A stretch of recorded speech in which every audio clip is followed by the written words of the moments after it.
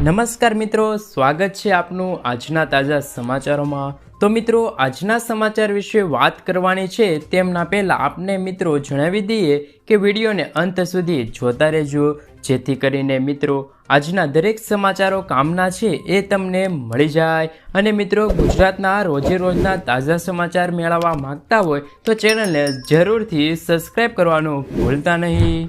મિત્રો, અત્યારના તાજા સમાચારની અંદર વાત કરીએ તો ગરીબી નાબૂદ કરવા માટે નવી યોજનાઓ। પીએમ મોદીએ વિશ્વાસ વ્યક્ત કર્યો છે કે તેમનો પક્ષ ત્રીજી વખત સરકાર બનાવશે। તેમણે કહ્યું છે કે ત્રીજા કાર્યકાળમાં ગરીબી નાબૂદ કરવા અને દેશને ત્રીજી સૌથી મોટી અર્થવ્યવસ્થા આપવા નવી યોજનાઓ અમલમાં આવશે।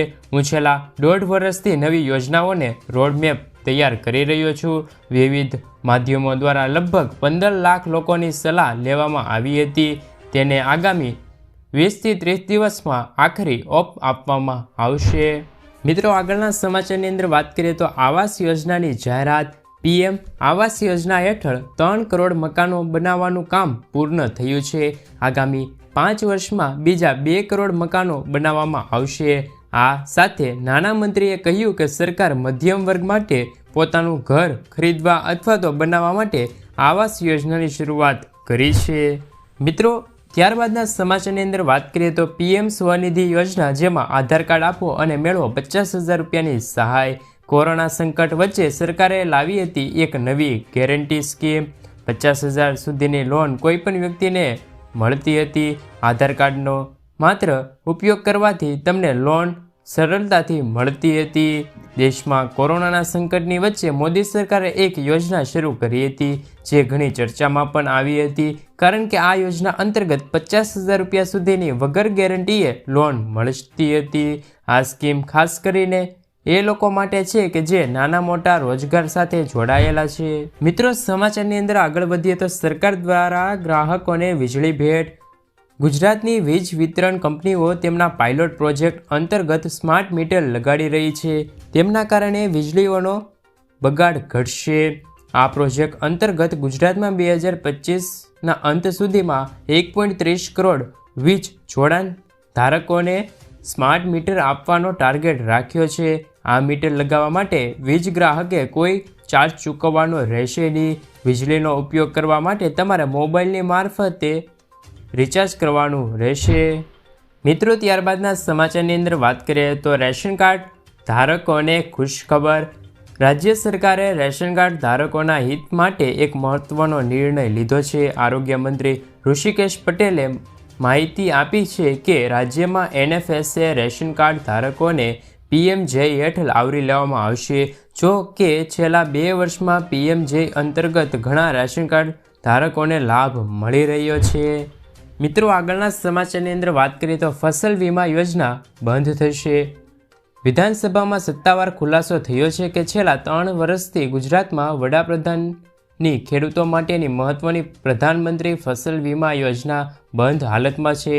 આજે કૃષિ મંત્રી દ્વારા સત્તાવાર ખુલાસો કરવામાં આવ્યો છે કે વીમા કંપનીઓના પ્રીમિયમનો દર ઊંચો આવવાથી 3 વર્ષથી આ યોજના બંધ છે।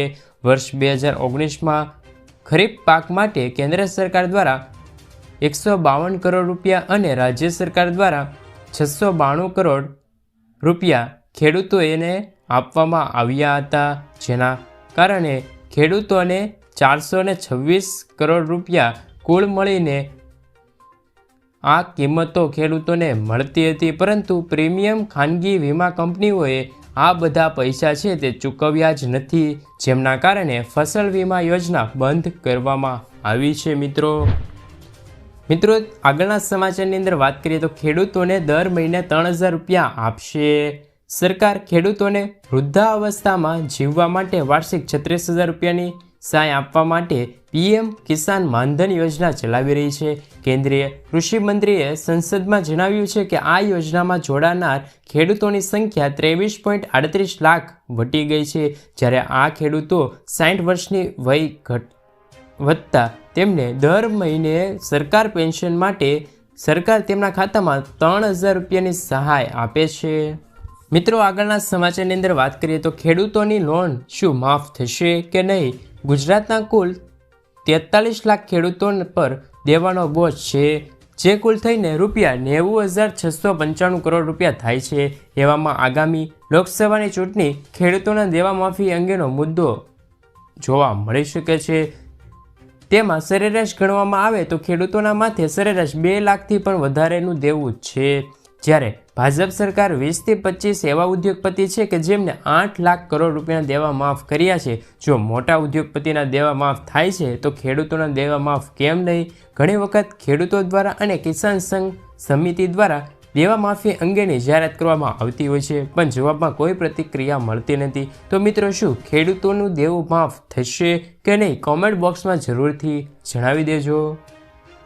મિત્રો, ત્યારબાદના સમાચારની અંદર વાત કરીએ તો પરેશભાઈ ગોસ્વામીની આગાહી। હવામાન નિષ્ણાંત પરેશભાઈ ગોસ્વામીએ માહિતી આપતા જણાવ્યું છે કે ઉત્તર ભારત પરથી પસાર થઈ રહેલા ડિસ્ટર્બન્સ ટ્રફ ગુજરાત સુધી પહોંચતા રાજ્યમાં વિવિધ જગ્યાએ માવઠું જોવા મળી રહ્યું છે। આ ટ્રફ 4 માર્ચના રોજ વહેલી સવારથી જ ગુજરાત પરથી પસાર થતાં આગળ નીકળી જશે, જે બાદ રાજ્યમાં માવઠાની સંભાવના રહેશે નહીં। જોકે પવનની ગતિ થોડા સમય માટે જોવા મળી શકે છે તેમ તેમનું કહેવું હતું। મિત્રો, ત્યારબાદના સમાચાર। વગર વ્યાજે 50,000 રૂપિયાની લોન। બનાસકાંઠાની બનાસ ડેરીએ પશુપાલકને ખાસ ક્રેડિટ કાર્ડ આપ્યા છે। જે પશુપાલકોને રૂપિયાની જરૂર હોય છે તેઓ આ કાર્ડમાંથી 50,000 રૂપિયા સુધી વાપરી શકે છે। આ કાર્ડની લિમિટ 50,000 રૂપિયા છે। કાર્ડના બિલ પર વ્યાજ નહીં લેવાય। 1 વર્ષ માટે પગાર વ્યાજે 50,000 રૂપિયા પશુપાલકોને મળે છે। સીએમ ભૂપેન્દ્ર પટેલે પણ આ ભેટ ખેડૂતોને આપી છે। સરકારે આવા કાર્ડ આખા ગુજરાતમાં આપવા જોઈએ? કમેન્ટ બોક્સમાં જરૂરથી જણાવજો। મિત્રો, ત્યારબાદના સમાચારની અંદર વાત કરીએ તો પાન કાર્ડને લઈને આવ્યા છે મહત્વના સમાચાર। ફાઇનાન્સિસ સંબંધિત કોઈ પણ કામ માટે પાન કાર્ડ જરૂરી છે। પાન કાર્ડ વગર તમારા ઘણા કામ અટકી જાય છે, તેથી પાન કાર્ડ અગાઉથી જ બનાવી લેવા સલાહ આપવામાં આવે છે। સામાન્ય રીતે લોકો 18 વર્ષ પછી પાન કાર્ડ બનાવે છે, પરંતુ શું તમે જાણો છો કે વ્યક્તિ 18 વર્ષની ઉંમર પહેલાં પણ તેમનું પાન કાર્ડ બનાવી શકે છે? તમારા બાળકને પાન કાર્ડ માટે અરજી કરી લેજો।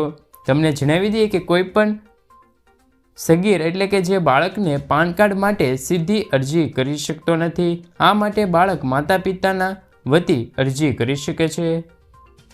મિત્રો, આગળના સમાચારની અંદર વાત કરીએ તો ગરીબોને 3 મોટી ભેટો। ભારત સરકારની ગરીબો માટે જાહેરાત, જેમાં સસ્તી મળશે વસ્તુ। સૌપ્રથમ ભારત આટા ₹27.50 મારફતે મળી રહેશે। ભારત રાઈસ એટલે કે ભારત ચોખા છે તે ₹29 પ્રતિ કિલોના ભાવે મળશે। ભારત દાળ છે જે ₹60 પ્રતિ કિલોના ભાવે પણ મળી જશે।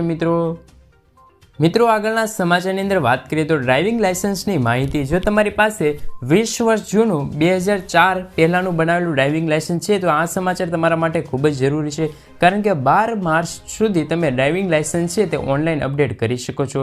જો આમ ના કર્યું તો તમારા ડ્રાઇવિંગ લાયસન્સની છે તે વેલિડિટી પૂર્ણ થઈ જશે।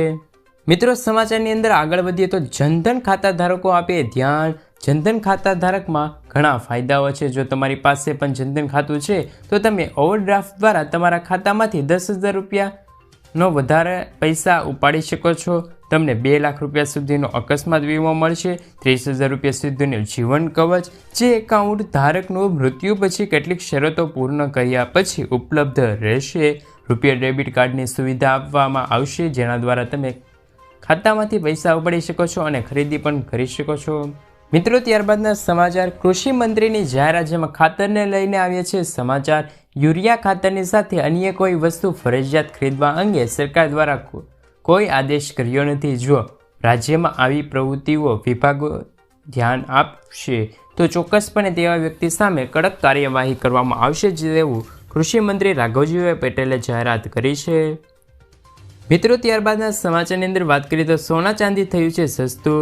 22 કેરેટ 10 ગ્રામ સોનાના ભાવ 200 રૂપિયાનો ઘટાડો થયો છે। તે સાથે નવો ભાવ પણ જોવા મળી રહ્યો છે, જેમાં ગઈકાલે તેમનો ભાવ 57,000 રૂપિયાની આસપાસ બોલાયો હતો, જ્યારે 24 કેરેટ 10 ગ્રામ સોનાના ભાવ 210 રૂપિયાનો ઘટાડો થયો છે। તે સાથે નવા 63,350 રૂપિયા બોલાયો છે, જ્યારે ગઈકાલે તેમનો ભાવ 62,000ની આસપાસ બોલાયો છે। તેમજ આજ ચાંદીના ભાવ 1,000 રૂપિયા ઘટાડો થયો છે। તે સાથે નવા ભાવ પણ જોવા મળી રહ્યા છે। મિત્રો, મિત્રો ત્યારબાદના સમાચાર, માત્ર 450 રૂપિયામાં ગેસ સિલિન્ડર મળશે. નવા વર્ષ ગેસ સિલિન્ડરને લઈને સમાચાર સામે આવ્યા છે. તાજેતરમાં જ રાજસ્થાન સરકારે ગેસ સિલિન્ડરના ભાવમાં ઘટાડો કરીને રાજ્યના નાગરિકોને મોટી ભેટ આપી છે. ત્યારે હવે ગુજરાત સરકાર પણ રાજસ્થાનના પગલે ચાલશે. ગુજરાતમાં પણ 450 રૂપિયામાં ગેસ સિલિન્ડર મળશે. આ અંગે બજેટમાં જાહેરાત કરવામાં આવી છે. બીપીએલ રાશન કાર્ડ ધારકો અને ઉજ્જવલાના લાભાર્થીઓને તેમનો ફાયદો મળશે. જ્યારે હાલ ગુજરાતમાં રાશન ગેસના બાટલાનો ભાવ 925 રૂપિયાની આસપાસ બોલાઈ રહ્યો છે. મિત્રો આગળના સમાચારની અંદર વાત કરીએ તો યુરોપિયન દેશોમાં પેટ્રોલ ડીઝલની નિકાસ પર 90%નો ઘટાડો. ભારતમાંથી યુરોપિયન દેશોમાં પેટ્રોલની અને ડીઝલની સપ્લાય 90%નો ઘટાડો થવા જઈ રહ્યો છે. જેમાં રિપોર્ટ અનુસાર ભારતે ફેબ્રુઆરી પહેલાં 2 અઠવાડિયામાં દરરોજ લગભગ 18,000 બેરલ ડીઝલ યુરોપમાં મોકલ્યું હતું. જાન્યુઆરીમાં સરેરાશ ડિલિવરી કરતાં લગભગ 90% ઓછું છે. હાલ લાલ સમુદ્રમાં પણ તેમના કારણે શિપિંગ ચાર્જ પણ વધ્યો છે. ભારતમાંથી એશિયન દેશોમાં વધુ ડીઝલની નિકાસ થઈ રહી છે. મિત્રો ત્યારબાદના અને આજના અંતિમ સમાચાર, આજના સૌથી મોટા ખેડૂત સમાચાર.